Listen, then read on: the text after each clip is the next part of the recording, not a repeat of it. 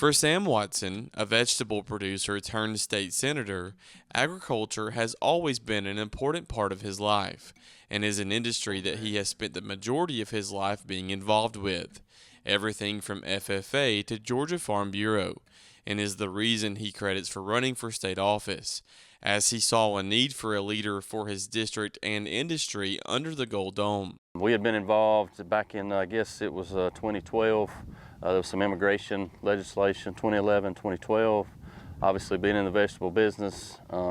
it impacted our industry tremendously, and so we kind of got engaged and did some legislator tours and brought some folks down to the farm, and we were doing all that through Southern Valley, and kind of just really kind of realized that there wasn't a lot of folks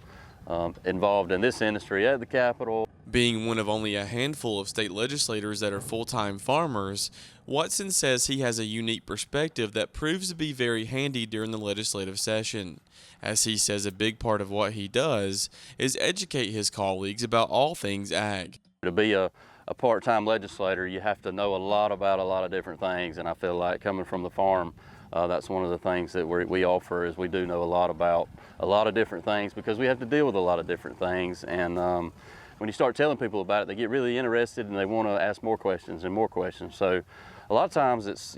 sometimes people think that they don't like us, but really it's just they don't know and they don't understand because they haven't been involved in it like we have, or they don't live in the areas where what you see behind us happens every day. And so we do this, we spend a lot of our time just educating our colleagues at the Capitol. According to Watson, that's where lobbyists like those of Georgia Farm Bureau are essential. As he says, without their help and oftentimes guidance, he and other legislators couldn't get the job done going to bat for the state's #1 industry. I can't be everywhere and I can't understand everything fully,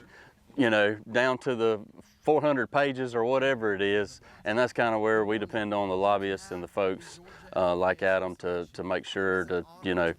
they've got the time to go through that and make sure that we understand it fully, or be where we can't be because we're in another committee meeting or we're in caucus or whatever's going on. There's just a lot happening, as you know, and then we're able to either make those contacts or make those changes or do whatever we need to do with the legislation to make it better, or just there again, educate our colleagues on it, which is a lot of what we do. Reporting in Moultrie for the Farm Monitor, I'm John Holcomb.